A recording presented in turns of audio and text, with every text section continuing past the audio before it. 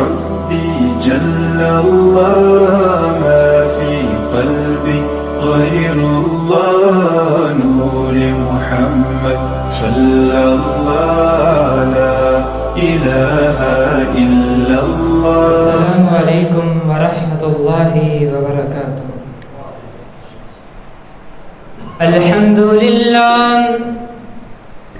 الحمد لله نحمده ونصلي على حبيبه خير الأنام. الحمد لله نحمده ونصلي على رسوله الكريم. الحمد لله الذي هدانا لهذا وما كنا لنهتدي لولا أن هدانا الله. الحمد لله نحمده ونستعينه ونستغفره ونؤمن به ونتوكل عليه ونعوذ بالله من شرور أنفسنا ومن سيئات أعمالنا. من يهده الله فلا مضل له ومن يضلل فلا هادي له. أشهد أن لا إله إلا الله وحده لا شريك له وأشهد أن محمدا عبده ورسوله. أما بعد فإن خير الحديث كتاب الله وخير الهدي هدي محمد صلى الله عليه وسلم وشر الأمور محدثاتها وكل محدثة بدعة وكل بدعة ضلالة وكل ضلالة في النار. اللهم صل على محمد وعلى آل محمد كما صليت على إبراهيم وعلى آل إبراهيم إنك حميد مجيد. اللهم بارك على محمد وعلى آل محمد كما باركت على إبراهيم وعلى آل إبراهيم إنك حميد مجيد. سبحانك لا علم لنا إلا ما علمتنا إنك أنت العليم الحكيم. رب اشرح لي صدري ويسر لي أمري واحلل عقدة من لساني يفقه قولي. رب زدني علما رب زدني فهما. أما بعد فأعوذ بالله السميع العليم من الشيطان الرجيم. بسم الله الرحمن الرحيم. يا أيها الذين آمنوا شهادة بينكم إذا حضر أحدكم الموت حين الوصية اثنان ذوى عدل منكم أو آخران من غيركم. وقال النبي صلى الله عليه وسلم ما حق امرئ مسلم له ما يوصي فيه يبيت ليلتين إلا ووصيته مكتوبة عنده أو كما قال النبي صلى الله عليه وسلم صدق الله مولانا العظيم. واجب الاحترام سامعین محترم، ہر قسم کی حمد و ثنا برائی، کبریائی، یکتائی، بادشاہی و شہنشاہی اللہ وحدہ لا شریک کی ذات کے لیے ہے. اس کے بعد لا تعداد بے حساب انگنت درود و سلام امام الانبیاء، امام الاولین والآخرین، امام کائنات، فخر کائنات سیدنا محمد الرسول اللہ صلی اللہ علیہ وآلہ وسلم کی ذات اقدس و اطہر کے لیے ہے. جتنا مجمع ہے میرے نبی کا نام آئے تو امتی خاموش رہے، یہ بات جچتی نہیں ہے. ذرا بلند آواز سے درود پڑھیے سیدنا محمد الرسول اللہ صلی اللہ علیہ وآلہ وسلم. اللہ مالک الملک کا نہایت ہی شکر ہے جس کی توفیق خاص کے ساتھ خطبہ جمعۃ المبارک سننے کے لیے ہم مقررہ وقت پر مسجد کے اندر پہنچے ہیں. دعا کریں اللہ مالک الملک ہمارا آنا اور آ کر خطبہ جمعۃ المبارک سننا اپنی بارگاہ کے اندر قبول و منظور فرمائے. اور جو لوگ خطبہ جمعۃ المبارک کی عظمت کو نہیں سمجھتے اور اپنے گھروں کے اندر غافل ہو کر بیٹھے رہتے ہیں، اللہ رب العالمین انہیں ہدایت کی توفیق عطا فرمائے. دوستو، بزرگوں، بھائیوں،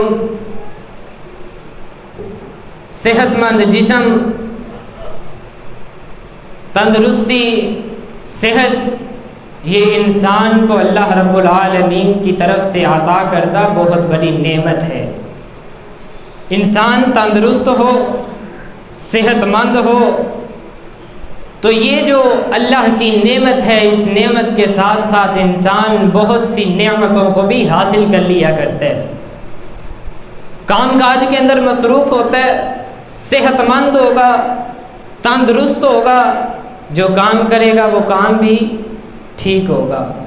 اور اگر جسم کے اندر بیماری ہو، یہ صحت مندی والی اللہ رب العالمین نعمت کو چھین لے اور انسان بیمار ہو جائے، پھر جب کوئی کام کرتا ہے وہ کام اس طرح ٹھیک نہیں ہوتا جس طرح انسان صحت مندی کے اندر کیا کرتا ہے.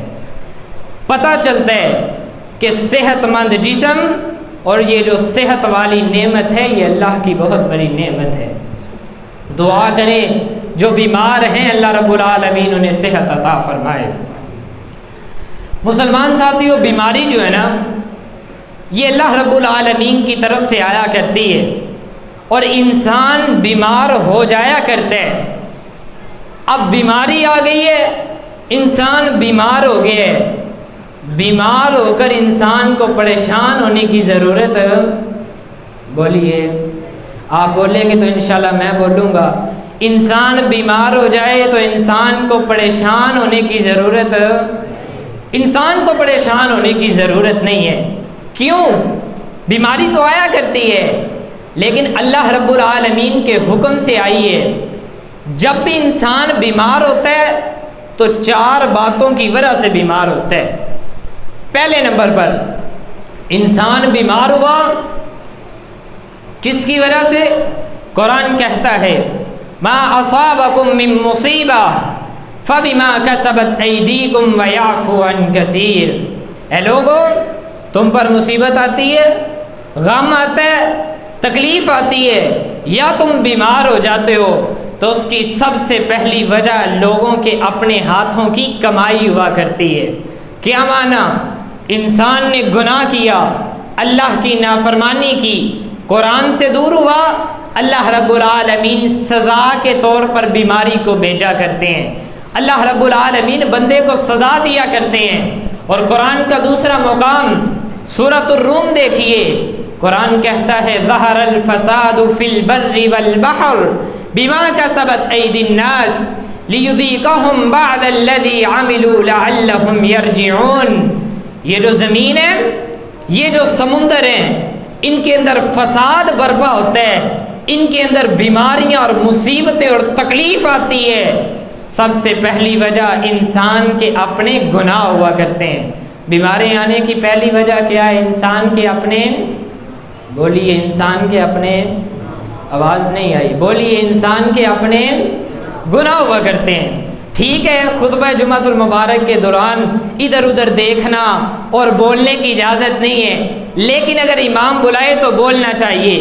بیماری کی سب سے پہلی وجہ، بیماری اس لیے آتی ہے کہ اللہ رب العالمین گناہوں کی بطور سزا بیماری کو بھیجا کرتے ہیں۔ دوسری وجہ، ما اصاب من مصیبہ الا باذن اللہ، بیمار ہو گئے ہو، مصیبت آ گئی ہے، پریشان ہونے کی ضرورت نہیں ہے۔ یہ بیماری اور مصیبت پوری کائنات کے خالق و مالک کی طرف سے آئی ہے۔ اس بیماری کو دور بھی کون کرے گا؟ اونچی آواز سے بولیے، اس بیماری کو دور کون کرے گا؟ اس بیماری کو دور بھی اللہ کریں گے۔ اور سیدنا ابراہیم علیہ السلام فرمایا کرتے تھے نا، وَإِذَا مَرِضْتُ فَهُوَ يَشْفِينِ، میں بیمار ہو گیا ہوں، بیماری اللہ تیری طرف سے آئی ہے، مجھے معاف بھی کون کرے گا؟ مجھے شفا بھی کون دے گا؟ اللہ تو ہی دے گا۔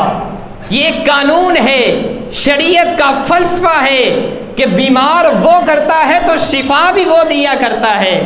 آج لوگ کہتے ہیں ہمیں تو یہ پتا تھا، بتانے کی ضرورت نہیں ہے۔ اگر لوگوں پتا ہے کہ بیماری اس کی طرف سے آئی ہے تو شفا بھی وہ دے گا، پھر دم درود کرنے والوں کے اڈوں پر رش کیوں ہوتا ہے؟ پھر تویز جن کے پاس لوگ لینے جاتے ہیں وہاں پر رش کیوں ہوتا ہے؟ اسی لیے کہ لوگ غافل ہو چکے ہیں اور انہیں یہ لگتا ہے کہ یہ لوگ ہمیں شفا دے سکتے ہیں، جبکہ پوری کائنات مل جائے، اگر اللہ کسی کو شفا نہ دینا چاہے تو کوئی کسی کو شفا دے سکتا نہیں دے سکتا۔ بیماری اللہ کی طرف سے آتی ہے۔ کیوں آتی ہے؟ پہلی وجہ انسان کے گناہ ہیں۔ دوسری وجہ، اٹھائیے بخاری و مسلم، ما یصیب المسلم من نصب ولا وصب ولا ہم ولا حزن ولا غم، انسان کو غم پہنچتا ہے، انسان کو تکلیف پہنچتی ہے، بیماری پہنچتی ہے، حتیٰ کہ تھکاوٹ بھی ہو جاتی ہے، رستے کے اندر چل رہا ہوتا ہے، پاؤں کے نیچے کانٹا آ گیا، تکلیف ہوئی ہے، یہ تکلیف بھی اللہ کی طرف سے آئی ہے۔ حتی الشوکۃ یشاکها الا کفر اللہ بها من خطایاہ ولا سقم، بیماری اللہ کے حکم سے آئی تھی، بیماری کے اندر صبر کرو گے اللہ رب العالمین صبر کرنے کی وجہ سے تمہارے گناہوں کو معاف فرما دیں گے۔ اس لیے پریشان ہونے کی ضرورت نہیں ہے، بیماری اللہ کی طرف سے آئی ہے، اللہ رب العالمین لے بھی جائیں گے۔ تیسری وجہ بیماری کیوں آتی ہے، اٹھائیے صحیح الجامع، نبی پاک صلی اللہ علیہ وسلم نے فرمایا، اللہ کا بندے، اپنے بندے کے لیے اللہ نے ایک جنت کے اندر درجہ تیار کیے۔ مثال سے سمجھیے گا، جنت کے اندر ایک اللہ نے محل تیار کیے۔ کیا تیار کیے؟ محل تیار کیے۔ اب بندے کی جو نیکی ہے نا، وہ اتنی زیادہ نہیں ہے کہ اسے محل مل سکے۔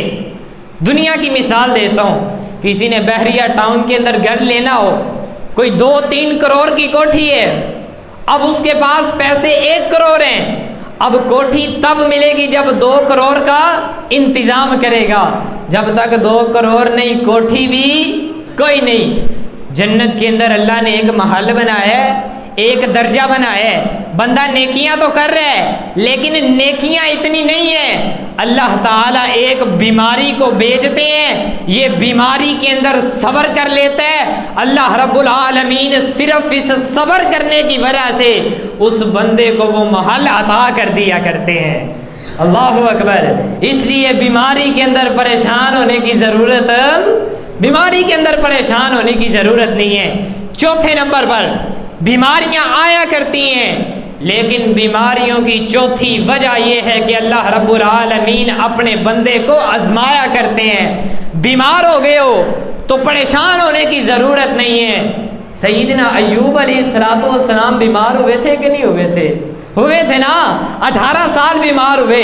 اب کوئی بندہ یہ کہے یا اللہ پتہ نہیں میرے سے کون سا گناہ ہو گیا، ساری بیماریاں میری طرف ہی آنی ہے، نعوذ باللہ، کر رہے اللہ کی شکایت کر رہے۔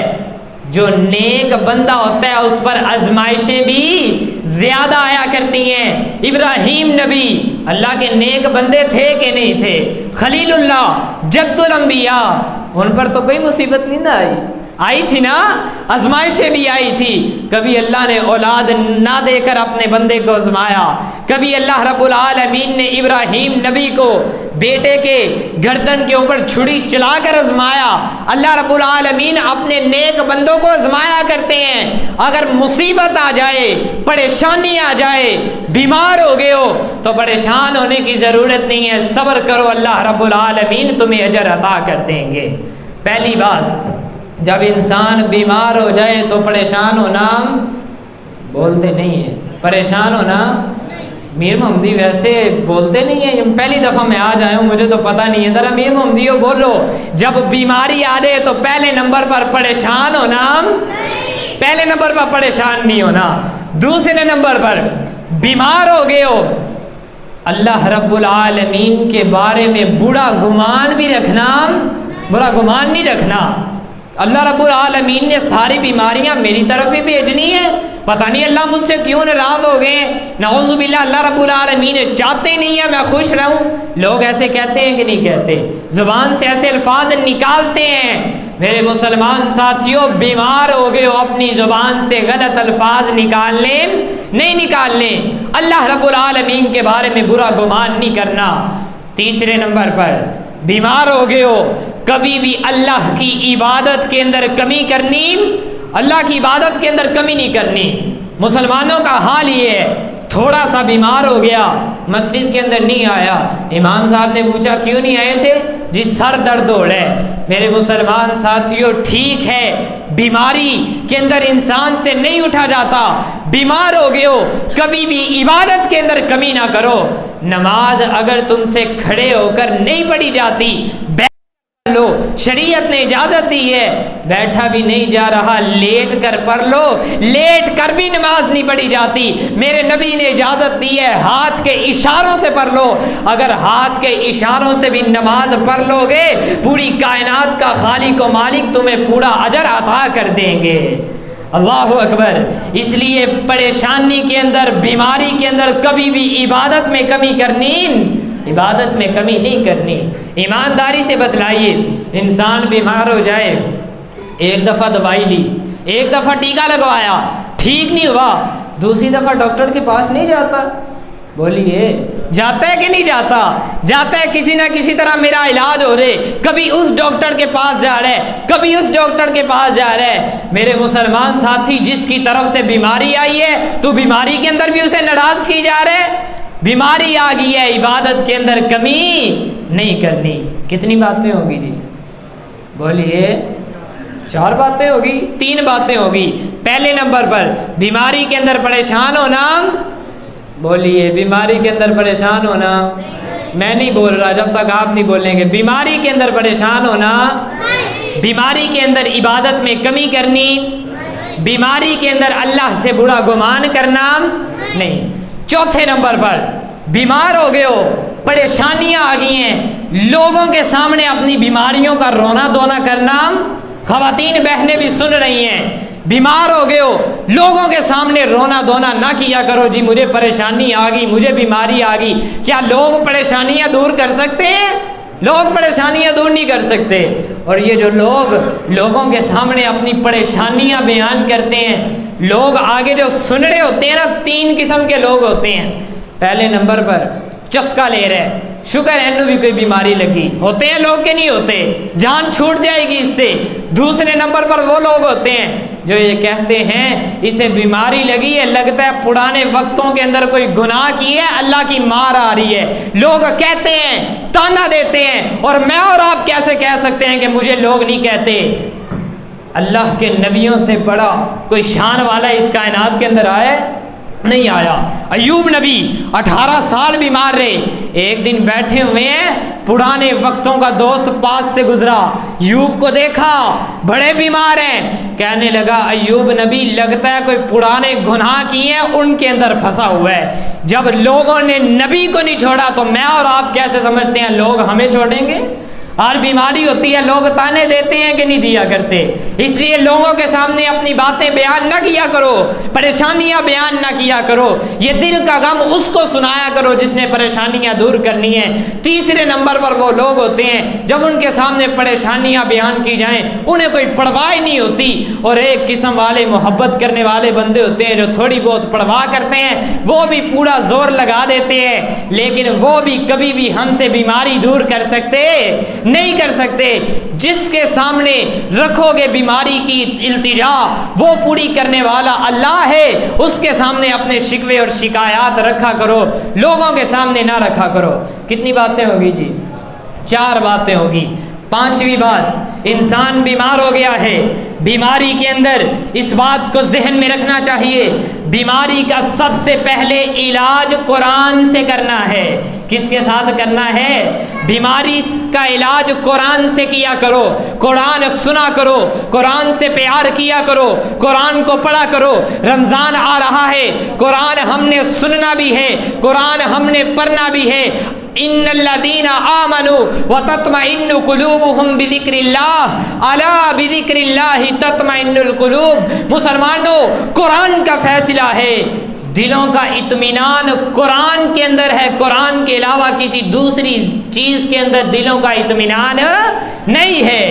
آپ کو خوشی ملے گی، سکون ملے گا، اطمینان ملے گا تو قرآن سے ملے گا، لیکن آج ہم قرآن سے علاج کرتے نہیں۔ ڈاکٹر پہ یقین ہے، انجیکشن لگواؤں گا میں ٹھیک ہو جاؤں گا، بازو کے اندر درد ہو رہی ہے، ڈاکٹر کے پاس چلا گیا، مجھے انجیکشن لگائیے میں ٹھیک ہو جاؤں گا، انجیکشن لگوا لیے، بڑا خوشی خوشی گھر آ رہا ہے، اب میں ٹھیک ہو جاؤں گا۔ وہاں پر جانے کی ضرورت ہی نہیں تھی، گھر کے اندر بیٹھ کے قرآن پر عمل کرتے، سورہ فاتحہ پڑھ کے 10 مرتبہ دم کر لیتے، اللہ رب العالمین تمہیں شفا عطا کر دیتے۔ لیکن یقین ڈاکٹر پہ ہے، قرآن پہ یقین کوئی نہیں۔ آج مسلمانوں کو ان کے اوپر یقین رہ گیا، قرآن کے اوپر یقین نہیں رہ گیا، اور آج مسلمانوں نے نئے نئے طریقے بنا لیے قرآن سے دور کرنے کے لیے۔ جی میں آپ کو قرآن لکھ کے دے دیتا ہوں، گھر کے اندر لٹکا لو، رحمتیں نازل ہوں گی، میں تمہیں قرآن لکھ کر پانی کے اندر ڈال دیتا ہوں، جا کے پی لو تم ٹھیک ہو جاؤ گے۔ یہ لوگوں کی باتیں ہیں، میرے نبی کی کسی حدیث کے اندر یہ موجود نہیں ہے کہ کوئی آیا ہو اور آقا کائنات نے اسے پانی کے اندر قرآن لکھ کر ڈال کے دیا ہو، میرے نبی نے قرآن لکھ کر دیا اور فرمایا ہو کہ گھر کے اندر لٹکاؤ۔ میرے نبی سے جب ثابت نہیں ہے تو مسلمانوں کے اندر کیوں آ گیا؟ قرآن کو پڑھو، اور میرے نبی کی حدیث ہے، آقا علیہ الصلوۃ والسلام نے فرمایا اپنے گھروں کو قبرستان نہ بناؤ۔ آقا کائنات گھر قبرستان کیسے بنتے ہیں؟ میرے نبی نے فرمایا جس گھر کے اندر قرآن نہیں پڑھا جاتا اس گھر کے اندر جنات کا بسیرا ہوتا ہے، وہ گھر قبرستان بن جاتے ہیں۔ ایمانداری سے بتلائیے، حدیث کے اندر الفاظ ہیں، جو شخص جس مسجد کے اندر جس گھر کے اندر قرآن نہیں پڑھا جاتا وہ گھر قبرستان ہے۔ میرے نبی نے نہیں فرمایا جس گھر کے اندر قرآن نہیں ہوتا وہ گھر قبرستان ہے۔ میرے نبی نے نہیں فرمایا جس گھر کے اندر قرآن لٹکا نہیں ہوتا وہ گھر قبرستان ہے۔ میرے نبی نے فرمایا جس گھر کے اندر قرآن پڑھا نہیں جاتا، ہمیں لٹکانا گوارا ہے، ہمیں پڑھنا گوارا نہیں۔ دعا کرے اللہ رب العالمین ہمیں ہدایت نصیب فرمائے۔ آج اہل حدیثوں کے اندر بھی یہ باتیں آ گئی، آج اہل حدیثوں نے بھی فراڈیوں کے پاس جانا شروع کر دیا۔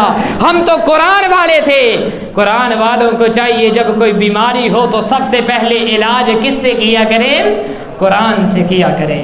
دعا کریں اللہ عمل کرنے کی توفیق عطا فرمائے، اللہ قرآن پہ یقین کرنے کی توفیق عطا فرمائے۔ بیمار ہو گئے ہو، سب سے پہلے علاج قرآن سے، دوسرے نمبر پر اپنی بیماری کا علاج حدیث سے کیا کرو۔ کس سے کیا کرو؟ حدیث سے، میرے نبی کے فرمان سے۔ آقا علیہ الصلوۃ والسلام نے فرمایا جسم کے کسی حصے میں بھی درد ہے، جو بزرگ ہیں توجہ کریں، جی میرے ٹخنے کے اندر درد ہو رہی ہے، گھٹنے کے اندر درد ہو رہی ہے، یہ جو میرے موڈے ہیں ان کے اندر بڑی درد ہوتی ہے۔ میرے نبی نے کے پاس صحابی آیا، آقا کائنات جب سے اسلام قبول کی ہے، مسلم کی حدیث پر رہا ہوں، میرے جسم کے فلاں حصے کے اندر بڑی درد ہوتی ہے، کوئی علاج بتائیے۔ میرے نبی نے کوئی کڑا یا تویز نہیں دیا۔ میرے نبی نے فرمایا میرے صحابی اپنا ہاتھ، دایاں ہاتھ اس جگہ پہ رکھ لیا کر، بسم اللہ بسم اللہ بسم اللہ 3 مرتبہ پڑھ لیا کر، اعوذ بعزت اللہ وقدرتہ من شر ما اجد واحاذر، 7 مرتبہ یہ پڑھ لیا کر، اللہ تجھے شفا دے گا۔ صحابی کہتے ہیں میں چلا گیا، میں نے دم کرنا شروع کر دیا۔ ایک دن صحابی واپس آیا، اللہ کے نبی آپ نے دم بتایا تھا، میں نے دم کرنا شروع کر دیا ہے، اللہ رب العالمین نے میرے جسم سے ساری دردوں کو ہی ختم فرما دی ہے۔ اللہ اکبر۔ سب سے پہلے اپنی بیماری کا علاج قرآن سے اور دوسرے نمبر پر میرے نبی کے فرمان سے کرنا ہے۔ دعا کریں اللہ عمل کرنے کی توفیق عطا فرمائے۔ یقین کامل کے ساتھ اللہ رب العالمین ہمیں علاج قرآن و حدیث سے کرنے کی توفیق عطا فرمائے۔ ڈاکٹر کے پاس جانا چاہیے، یہ نہیں کہا رہا کہ ڈاکٹر کے پاس نہ جاؤ، دوائی لانی چاہیے، لیکن یقین قرآن و حدیث پر بھی تو ہونا چاہیے نا۔ قرآن و حدیث پر یقین کریے۔ بیمار ہو گئے ہو، اللہ رب العالمین کی طرف سے بیماری آ گئی ہے، بیماری اتنی شدید ہو گئی کہ اب تو ہیپاٹائٹس اور دوسری بیماریاں جن کے نام بھی نہیں سنے تھے وہ بیماریاں لگ گئی ہیں۔ پریشان ہونے کی ضرورت نہیں ہے، طویل المدت بیماری ہو گئی ہے، بہت زیادہ انسان بیمار ہو گیا ہے۔ اب وقت ہے، اللہ رب العالمین کی طرف سے یہ بیماری بھی رحمت بن کر آیا کرتی ہے۔ کس طرح انسان چل پھر رہا ہے، صحت مند جسم ہے، انسان کو پتہ ہے مجھے کب موت آنی ہے؟ بولیے، انسان کو پتہ ہے وما تدری نفس ماذا تکسب غدا، کسی بندے کو پتہ نہیں ہے کہ اس نے کل کیا کرنا ہے۔ لیکن جب انسان بیمار ہو جاتا ہے، بیماری طویل ہوگی، لمبی ہوگی، شدت سے بیمار ہو گیا ہے، یہ ایک اللہ رب العالمین نے اشارہ دے دی ہے، او میرے بندے تیری ہڈیاں کمزور ہو گئی ہیں، تیری ہڈیوں کا گودا اب ختم ہونے لگ گیا ہے، یہ تیرا جسم جو عمارت ہے نا اب گرنے والی ہے، اب تو میرے پاس آنے والا ہے، اشارہ تجھے دے دیے، اپنے کام سیدھے کر لے، جو تو نے گناہ کیے ہیں ان گناہوں سے توبہ کر لے۔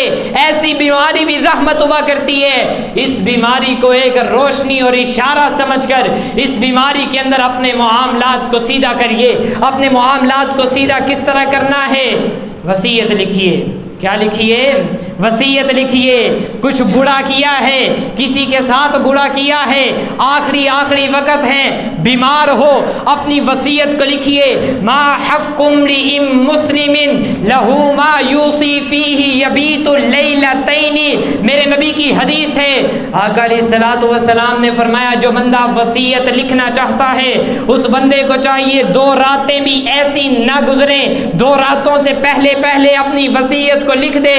مثال کے طور پر آج ارادہ کی ہے میں نے وصیت لکھنی ہے، آج ہی وصیت لکھو اور 2 راتیں بھی ایسی نہ گزارو کہ تمہارے پاس وصیت لکھی ہوئی نہ موجود ہو۔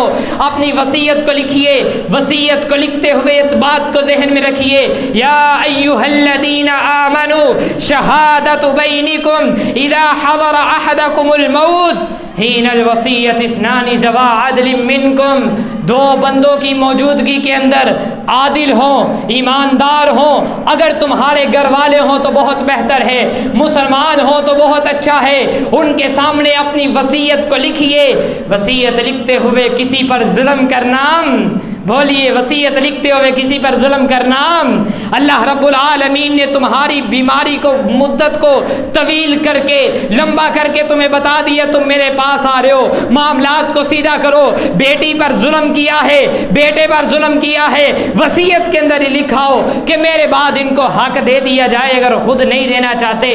وصیت کے اندر وراثت کے جو مسائل ہیں وہ تمام واضح ہیں۔ بیٹی ہے 2 1 حصہ ملائے گا، اگر بیٹا ہے تو اس کے لیے 2 حصے ہیں، تمام حصے وعدے ہو چکے ہیں۔ وصیت کے اندر اپنی اولاد کو نیکی کا حکم دیجئے، اپنی اولاد کو برائی سے روکیے، اپنی اولاد کو اس بات کا حکم دیجئے میرے بعد بھی کبھی شرک نہ کرنا، نیک کام کرنا، نیکی کی طرف راغب ہونا۔ وصیت لکھیے، کسی پر ظلم کیا ہے وصیت کے اندر لکھ دیجئے کہ اس کو اس کا حق دے دیا جائے۔ بیمار ہو گئے ہو، یہ لائٹ ہے کہ تم ہمارے پاس آنے والے ہو، اللہ رب العالمین کہہ رہے ہیں میرے بندے میرے پاس آنے سے پہلے اپنے معاملات کو سیدھا کر لے، وصیت لکھ۔ اور آج کچھ لوگ کہتے ہیں ابھی تو میں جوان ہوں، ابھی تو میری 18 سال عمر ہوئی ہے، ابھی تو میری 20 سال عمر ہوئی ہے، ابھی میں نے کب اس دنیا سے چلے جانا ہے۔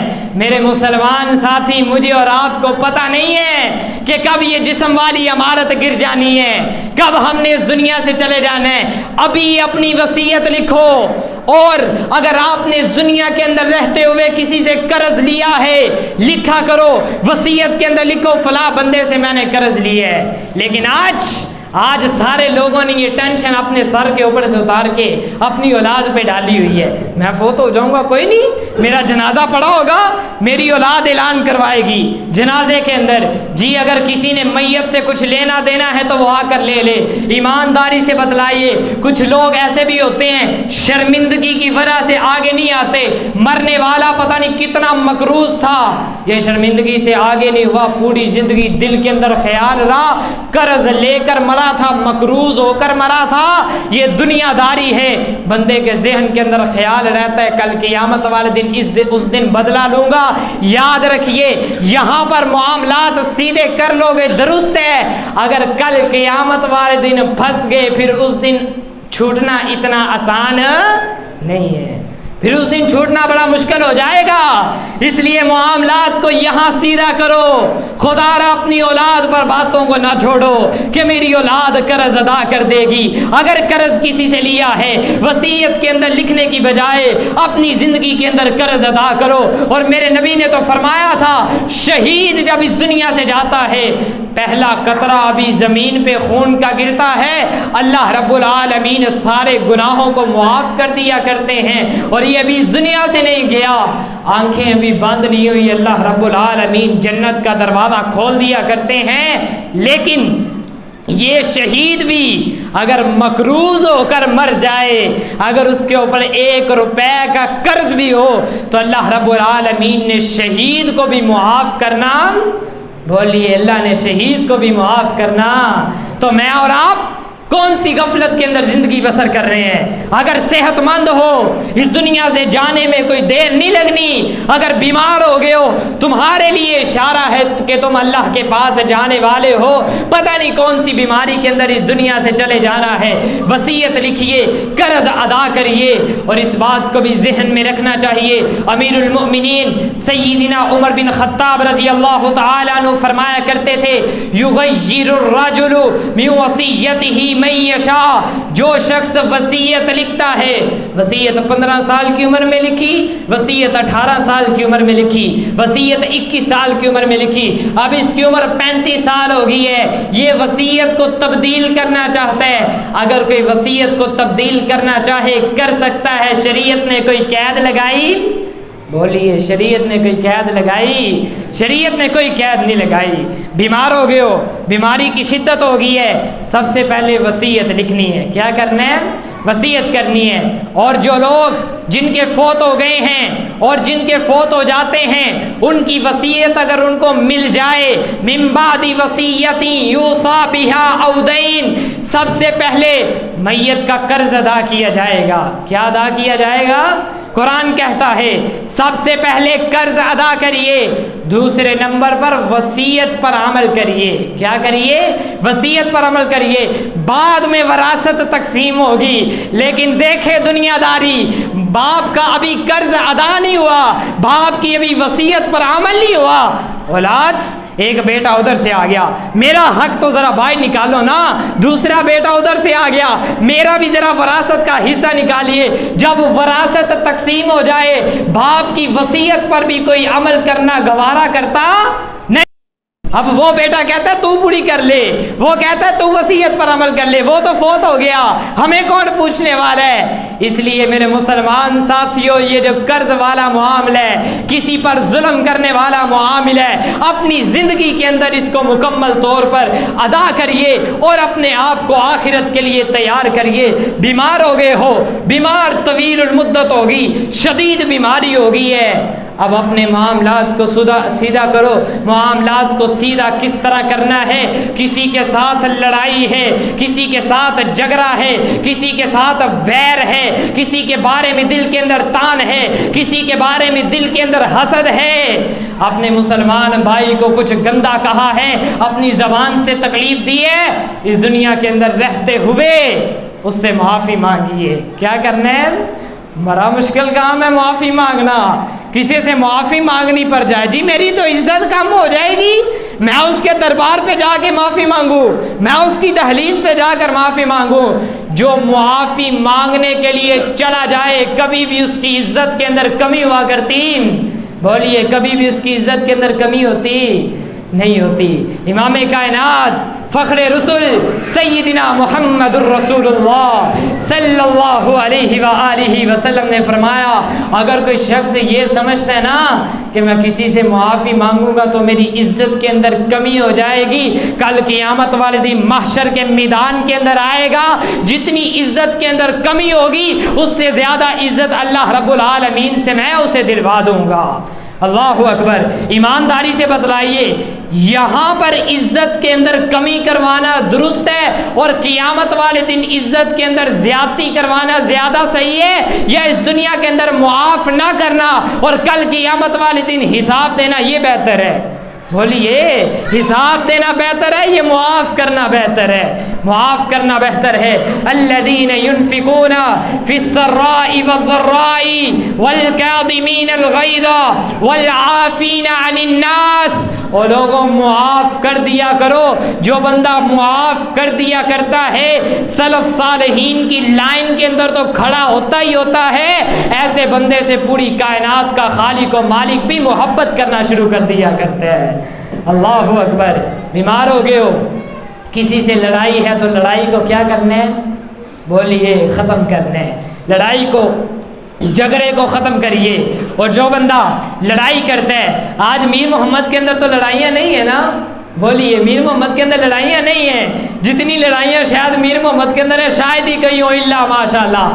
بیمار، اگر آپ نے لڑائی کی ہے، آخری وقت ہے، بیمار ہو گئے ہو، خدا را لڑائیوں کو درست کریے، اس دنیا کے اندر معافی مانگ لیجئے۔ کسی کو اپنے ہاتھ سے تکلیف دی ہے، خدا را اس سے معافی مانگ کر لڑائی کو ختم کریے۔ کسی کو زبان سے تکلیف دی ہے، خدا را اس سے معافی مانگ کر اپنے معاملے کو درست کریے، ورنہ قیامت والے دن ایک بندہ آئے گا، بڑے نیک اعمال لے کر آئے گا، ماتھے کے اوپر سجدے کر کر کے نشان، آپ نے داڑھی کو بڑا تیل بھی لگایا ہوا ہے، داڑھی بھی اتنی نیکیوں کے انبار لے کر آئے گا اللہ کے سامنے۔ اللہ رب العالمین جنت الفردوس کا داخلہ نصیب کریں گے، جنت کے اندر جانے لگے گا۔ ایک شخص آ جائے گا، اللہ ذرا رکیے، یہ وہ بندہ ہے جس بندے نے دنیا کے اندر مجھے زبان سے تکلیف دی تھی، یا اللہ میں آپ کی عدالت کے اندر درخواست دیتا ہوں، مجھے اس سے انصاف چاہیے۔ اللہ رب العالمین واپس بلائیں گے، آجو ذرا کٹہرے کے اندر، دنیا کے اندر معاملات سیدھے نہیں کر کے آیا، اب قیامت والے دن معاملات سیدھے ہوں گے، اللہ کٹہرے کے اندر کھڑا کریں گے وہ بندہ جو جنت کے اندر جانے لگا تھا۔ اللہ رب العالمین فرمائیں گے تکلیف دی ہے؟ جی اللہ جی تکلیف دی ہے۔ اللہ رب العالمین فرشتوں کو حکم دیں گے، جو جنت کے اندر جانے لگا تھا اس کی نیکیوں کو اٹھاؤ، جس کو تکلیف دی تھی اس کے پلڑے کے اندر ڈال دو، ڈالی جائیں گی۔ اتنی دیر دوسرا بندہ آ گیا، یا اللہ فلاں مجلس کے اندر، فلاں دوستوں کی بیٹھک کے اندر اس نے مجھے ذلیل کیا تھا۔ اللہ رب العالمین فرمائیں گے فرشتوں نیکیاں اٹھا کر ادھر کر دو۔ تیسرا بندہ آ جائے گا، یا اللہ فلاں جہاں جگہ اس نے میری زمین پر قبضہ کیا تھا اللہ نیکیاں اٹھوا کر ادھر ڈلوا دیں گے. چوتھا بندہ آ جائے گا, لائن لگی ہوگی, وہ بندہ جو جنت کے اندر جانے لگا تھا, ساری نیکیاں اٹھا کر ان لوگوں کو دے دی جائیں گی. فرشتے سوال کریں گے یا اللہ اس کی تو نیکیاں ختم ہوگی, اب کیا کریں؟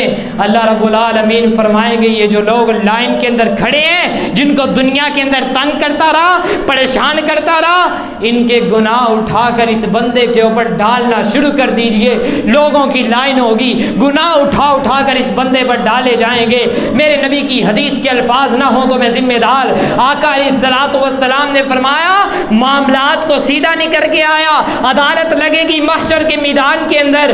جو جنت کے اندر جانے لگا تھا, لوگوں کو تکلیفیں دینے کی وجہ سے ساری نیکیاں لوگوں کو مل گئی, لوگوں کے گناہ اس کو مل گئے. اللہ رب العالمین کے فرشتے اسے الٹا لٹکا کر جہنم کے اندر پھینک دیں گے. استغفر اللہ, لا حول ولا قوت الا باللہ. میرے مسلمان ساتھیو, ایمانداری سے فیصلہ کریے, اس دنیا کے اندر معاملات سیدھے کرنا اچھا ہے یا کل قیامت والے دن اس عدالت کے اندر کھڑا ہونا اچھا ہے؟ ٹھیک ہے, پاکستان کی سپریم کورٹ کے اندر انصاف نہیں ہوتا, میں مانتا ہوں ہائی کورٹ کے اندر انصاف نہیں ہوتا, یہاں پر دھکے کھانے پڑتے ہیں, یہاں پر وکیل بھی دھکے دیتے ہیں. لیکن جب محشر کا میدان لگے گا, اللہ کی عدالت کے اندر کسی کا بس چلنا, فما لہ من قوت ولا ناصر, اس دن کسی کی قوت کام نہیں آئے گی, اس دن کسی کا وڈیرا اور کسی کا کوئی مددگار اس کے کام نہیں آئے گا. اس لیے اگر صحت مند ہو پھر بھی معاملات سیدھے رکھو, اگر معاملات سیدھے نہیں رکھ سکے, اللہ کی طرف سے کوئی بیماری آ گئی ہے, بیمار ہو گئے ہو, تو ذہن میں رکھو اللہ کی طرف سے اشارہ آ گیا ہے, آنے والے ہو تم ہمارے پاس, معاملات کو درست کر لو. تو پھر معاملات کو درست کرنا چاہیے, غفلت کی زندگی بسر نہیں کرنی چاہیے. دعا کریں اللہ رب العالمین عمل کرنے کی توفیق عطا فرمائے. آخری بات کروں اور اپنی بات کو ختم کروں. اس دنیا کے اندر رہتے ہوئے کاروبار ہم کرتے ہیں, ہم بزنس کرتے ہیں, ہم دکان چلاتے ہیں, ہم یہ اپنی فصلوں کے اندر پانی لگاتے ہیں, فصلوں کے اندر کاروبار کرتے ہیں, ٹھیکہ لیتے ہیں. بعض دفعہ اپنے مسلمان بھائی کو ایسے دھوکہ دیتے ہیں کہ اس کو پتہ بھی نہیں چلتا. بعض دفعہ ایسے اپنے مسلمان بھائی کو دھوکہ دیا کہ اس کو پتہ بھی نہیں چلا. ان اللہ علیم بذات الصدور. اپنے گھر کے اندر چارپائی پہ بیٹھ کر ابھی تم نے کوئی کام نہیں کیا تھا, دل کے اندر بس سوچ ہی رہے تھے کہ کس طرح میں نے جا کر اس کی فصل کو کم کرنا ہے, کس طرح اپنے مسلمان بھائی کو میں نے دھوکہ دینا ہے. وہ پوری کائنات کا خالق و مالک آسمان پر بیٹھ کر تمہارے ارادوں کو جانتا تھا. اب تم نے اپنے مسلمان بھائی کو دھوکہ دے دی ہے.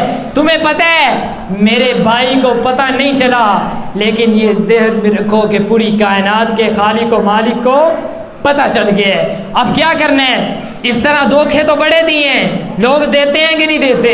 دیتے ہیں, بڑے دھوکے دیے ہوں گے. خدا را اگر دھوکہ اس طرح اپنے مسلمان بھائی کو دیے, اس کو بتاؤ نا, اس کا حق اسے کسی نہ کسی طرح ادا اپنی زندگی کے اندر کر دو. اگر فوت ہو گئے تو پھر معاملات بڑے مشکل ہو جائیں گے.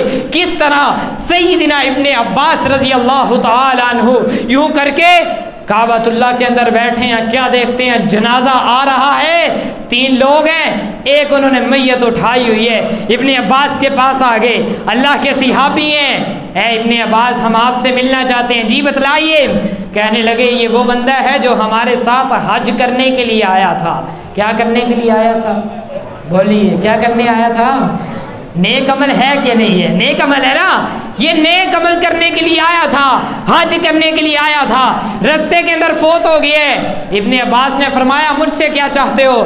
کہنے لگے اللہ کے نبی کے صحابی, ہم اس کو لے کر آئے ہیں, رستے کے اندر فوت ہوئے, جس قبرستان کے اندر جاتے ہیں, جو قبر کھودتے ہیں, سانپ نکل کر باہر آ جاتا ہے. اس کی قبر کے اندر سانپ ہی سانپ ہوتے ہیں.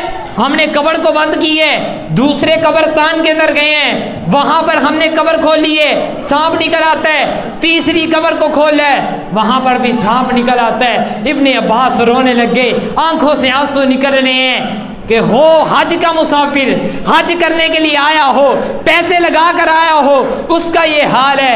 ابن عباس نے کہا ایسا کرو، اب اس کے لیے قبر کھولو، جس قبر کے اندر جو مرضی سانپ نکلے اس کو دفنا دینا۔ حاجیوں نے دفنایا، حج مکمل کیا۔ حج مکمل کرنے کے بعد اپنے گھروں کو واپس آئے، لوگ ملنے آئے۔ وہ جو حاجی فوت ہوا تھا، جس کی قبر کے اندر سے سانپ نکل رہے تھے، اس کی بیوی بھی آئی۔ بیوی نے پوچھا میرا شوہر کہاں ہے؟ کہنے لگے وہ تو فوت ہو گیا ہے، پوری کہانی سناتے ہیں، بیٹھ جاؤ۔